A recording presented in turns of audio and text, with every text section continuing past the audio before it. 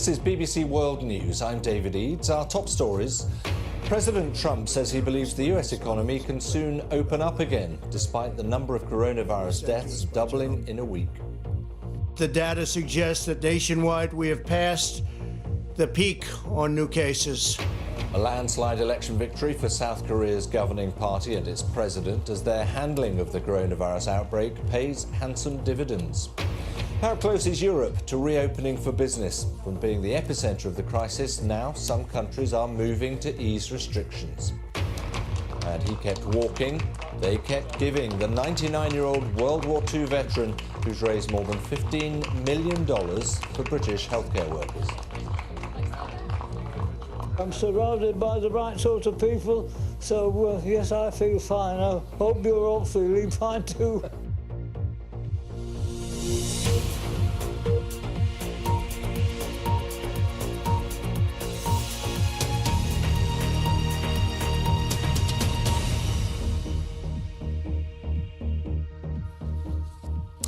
For all of you watching on PBS and indeed around the world, a very warm welcome. And we're going to start in the US, where President Trump has claimed that the country has passed the peak of new coronavirus infections. At his daily briefing, he said that states across the country were in a strong position to reopen the economy, despite latest figures in the US still suggesting a steady increase in the number of deaths. David Willis has this report. He's been itching to do this for weeks. Now, the businessman turned politician president is poised to announce that the world's biggest economy will soon be back in business. Okay, thank you very much. The data suggests that nationwide we have passed the peak on new cases. Hopefully that will continue and we will continue to make great progress. These encouraging developments have put us in a very strong position to finalize guidelines for states on reopening the country, which we'll be announcing. We're going to be talking about that tomorrow. More than 30,000 Americans have died from the coronavirus, more than in any country anywhere else in the world. And although hospital admissions are down and the spread of the virus has slowed, health officials continue to warn of the dangers of a second surge if social distancing guidelines are lifted too quickly. The key issue is testing. So far, just over 3 million Americans have been tested for the coronavirus. Not enough, according to several leading employers who believe that more testing is needed before people will feel safe to return to work.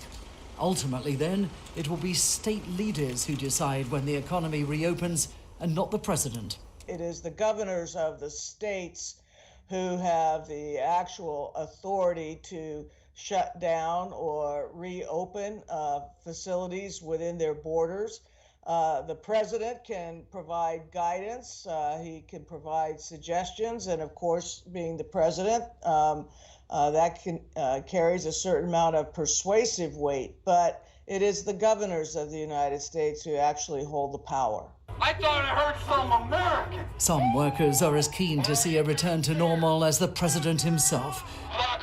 Conservatives in Michigan organised this protest against a stay-at-home order imposed by the state's Democratic governor, defying social distancing guidelines to make their point. Millions of Americans have lost their jobs in recent weeks, and the coronavirus has brought an economy that President Trump had taken to calling the greatest in the history of the world to its knees. His aim now is to rebuild it before people go to the polls in November. David Willis, BBC News, Los Angeles. Well, they may have to wait till November to have their say, but in South Korea, they've just had their election. President Moon Jae-in's governing party winning a landslide in, these were parliamentary polls, which were the first to be held amid the coronavirus pandemic.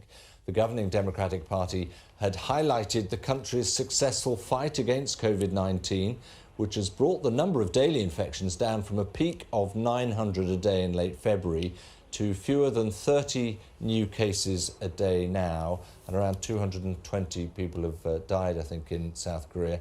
There were millions who turned out to vote as well, and they did so in masks, using hand sanitizer and wearing plastic gloves. Our correspondent, Laura Bicker, says it has been a historic 24 hours.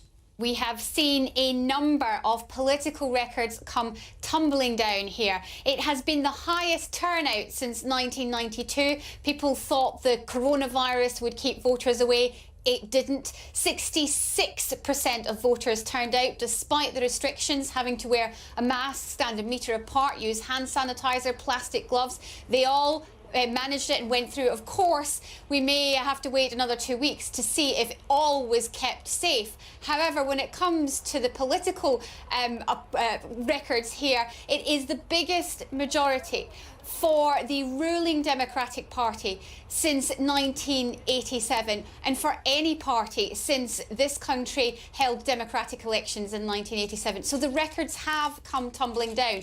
And as you said there, the Democratic Party put the government's handling of COVID-19, this aggressive tracing and testing measures, right at the heart of their campaign. And it appears for now to have worked. I mean, it's interesting, isn't it? Because the country had learned its lesson after MERS, for example, so they had measures presumably in place in any way, in any case. How much of it was actually the way in which the government seemed to run the campaign of dealing with it rather than the measures themselves? Well, opponents did say that it was all down to health officials, and you're right. All of the measures that has helped South Korea came into effect after 2015. This was after a MERS outbreak. South Korea had the worst outbreak outside of the Middle East when it comes to MERS.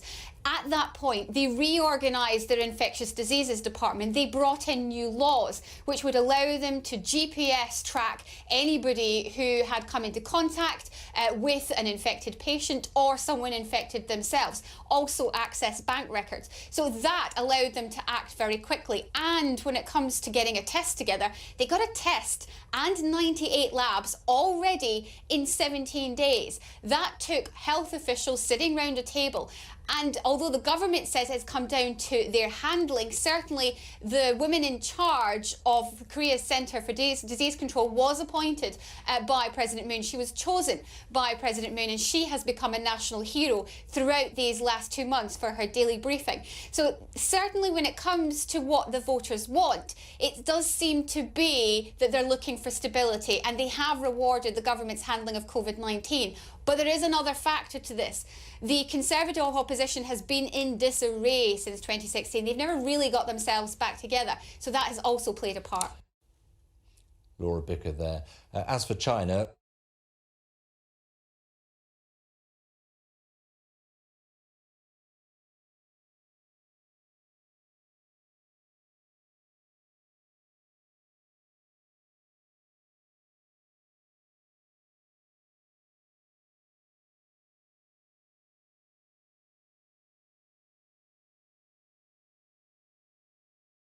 well, the figures coming out of the country show a rise in local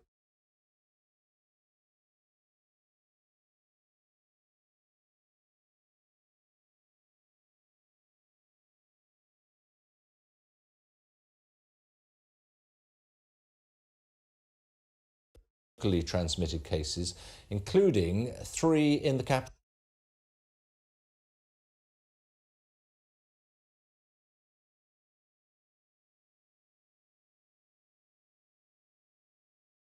Beijing. That's the first time in more than 3 weeks. Of the 46 new cases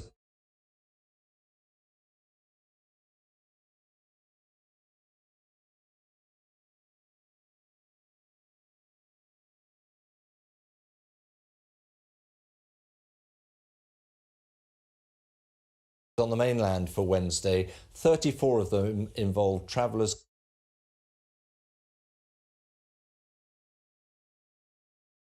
coming from overseas. Our correspondent Steve McDonnell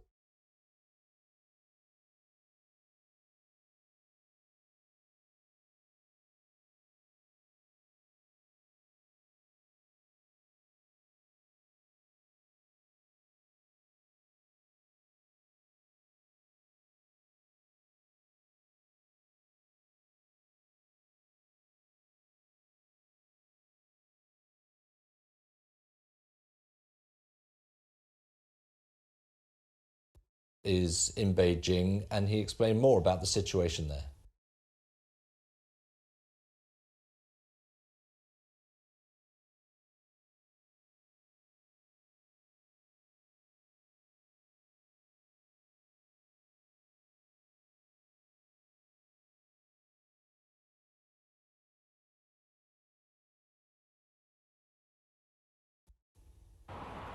Beijing has no international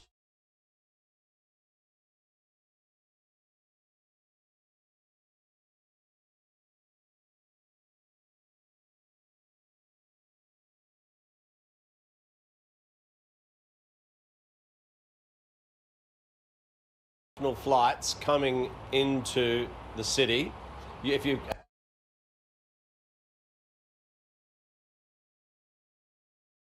have a Beijing flight, you have to go to another city, do quarantine.